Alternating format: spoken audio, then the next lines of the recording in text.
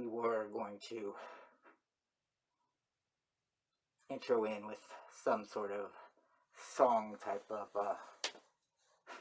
deal. But no, we'll just do this and hope we can get through this time. For me is for me.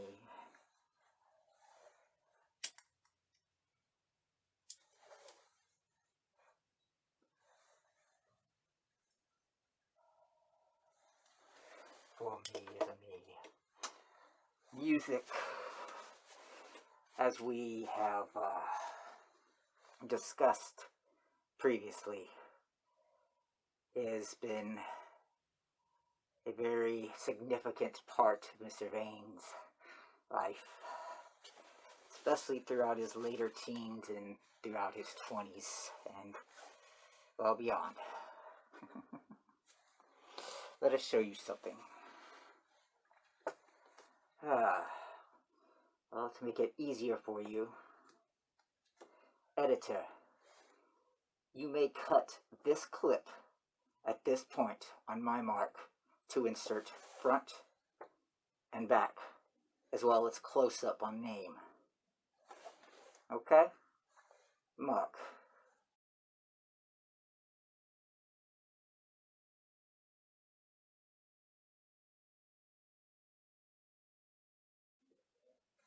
And there you go.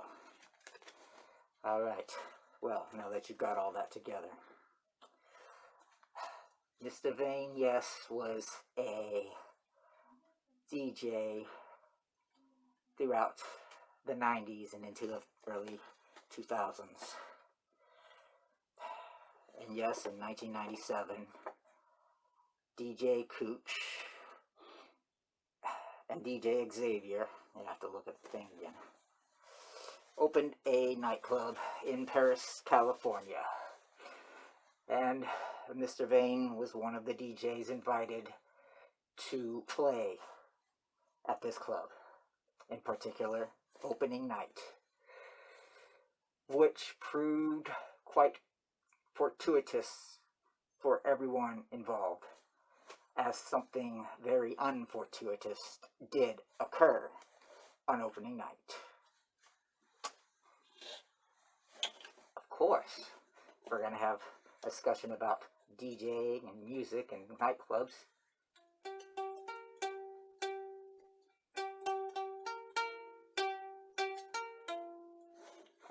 What's wrong with you?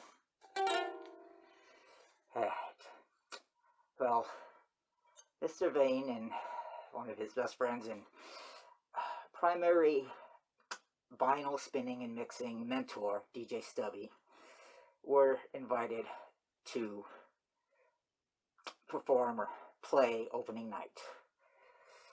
Club Riviera, Paris, California. What was this? 1997. September 26, 1997.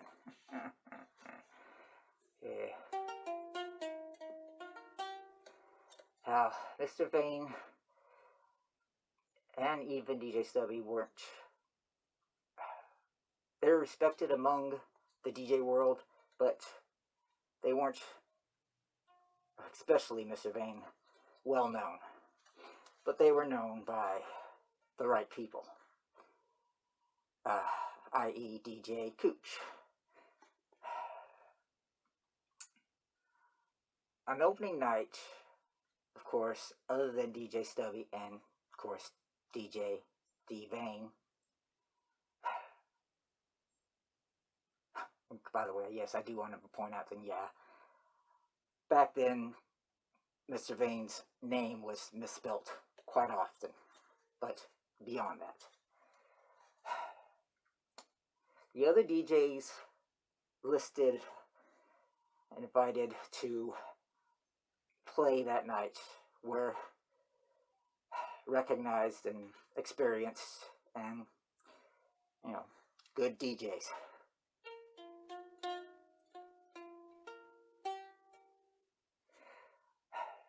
The club was very nicely built, and had a enclosed DJ booth, which really separated the booth from the crowd and the dance floor,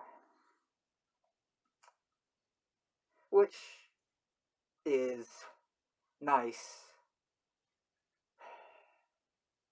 for DJing, for spinning, but honestly, it didn't matter to Mr. Vane or to DJ Stubby.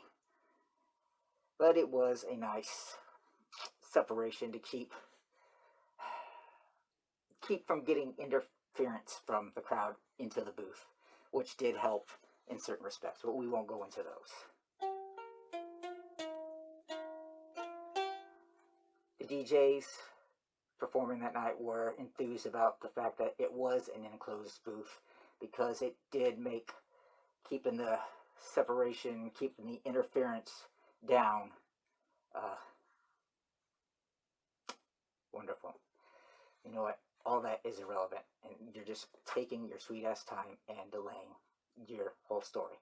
This is the story we need to get into because we've already gone on too damn long.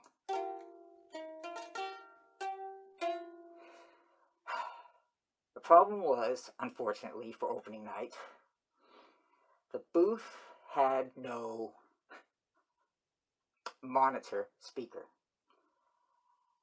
And anyone who's ever tried to perform any kind of musical number, singing, musical instrument, DJing, whatever, without a monitor, just on a live stage, right in front of the audience, they will understand and know that that is difficult enough. A monitor helps you as the performer hear what the audience is actually hearing, because otherwise you're just going to hear an echo and you're going to get off and it's going to sound like crap and the crowd's going to notice it. They're not going to notice it until it's too late, and everything's just going to go really, really off and down tunnels there on out. Now, being that the DJ booth was an enclosed booth and completely cut off from the crowd on the dance floor, save through a window, which of course was a glass window, so hearing what you were playing and how your mixes were going was an incredible challenge, and a challenge that unfortunately several of the other DJs, several of the DJs invited could not contend with, resulting in very bumpy, as they call, horse galloping mixes. And if you do not know or understand what that means, it means when your beats are trying to mix, they're supposed to be on and matching up, and so that two songs blend in together, one to the next. Horse galloping is when those beats do not line up correctly, and you can hear a strange I can't really do it with this thing, but it sounds like horses galloping instead of a mix.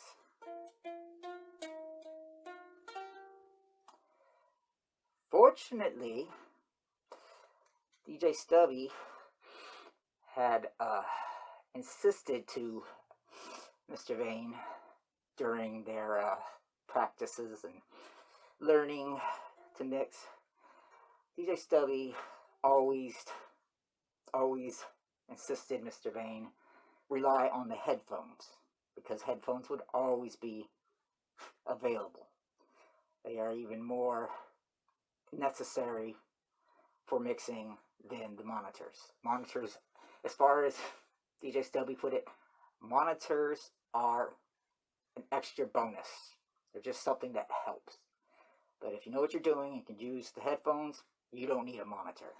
And that is how Mr. Vane, DJ D. Vane, learned as well. Learned how to mix. So,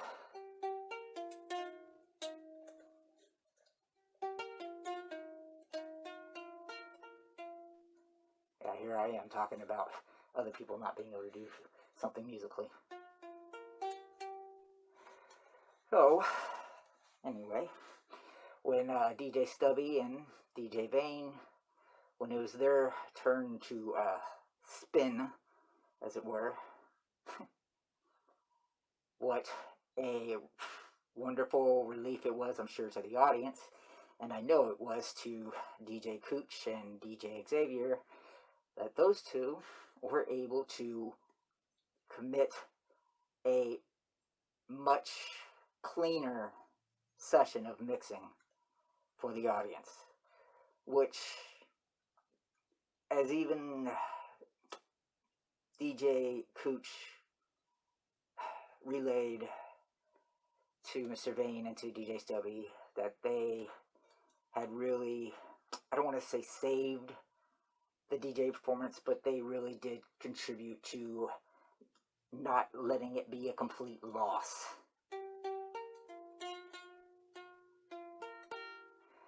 And even from what we understand, DJ Xavier was quite surprised at the proficiency that Mr. Vane showed in his DJ session,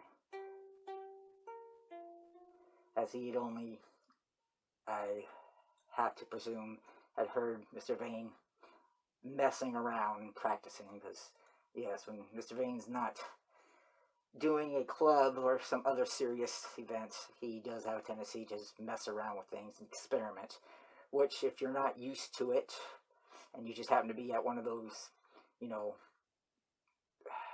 was it, casual kickbacks, as it were, as they were typically called, when you just invite your close friends are invited, and you just sit around and whoever DJs wants to get up and mess around with the turntables that are available, they go ahead and do it and just practice and play around or whatever.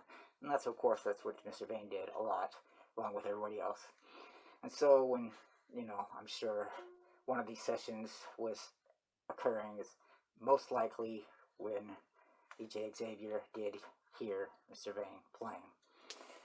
But as he did share with DJ Cooch, Mr. Vane did quite surprise him.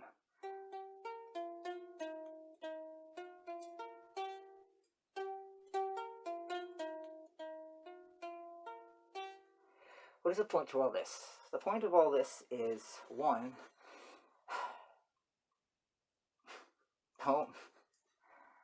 don't assume what you hear Mr. Vane doing when he's messing around, practicing, screwing around, experimenting, so to speak, as to being the best of what he do.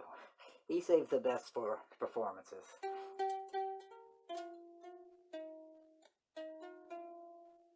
As well as, you never know what you're learning, those little weird things that you learn, those key, stupid little things that may seem pointless or not as important as other things, but they could end up just being a difference between you and them. So the DJs didn't see the importance of learning to mix in the headphones. They relied on monitors and listening outside the headphones. It's like being able to drive a manual transmission in a motor vehicle, or stick shift, as you were. Most people nowadays do not know how. It's a very lost, as it were, skill. FYI, Mr. Vane can drive a manual transmission vehicle, something his parents insisted he learned to do when he learned to drive, was learned how to do on a manual transmission. You never know why, you never know how significant, so seemingly insignificant just might be. Well, we're going to cut here, and hopefully we haven't made this way too long, especially since we're going to have to cut in. You know what, Mr. Editor, there's about You know what? Never mind, Mr. Editor. I don't want you to do anything more than where I told you to cut.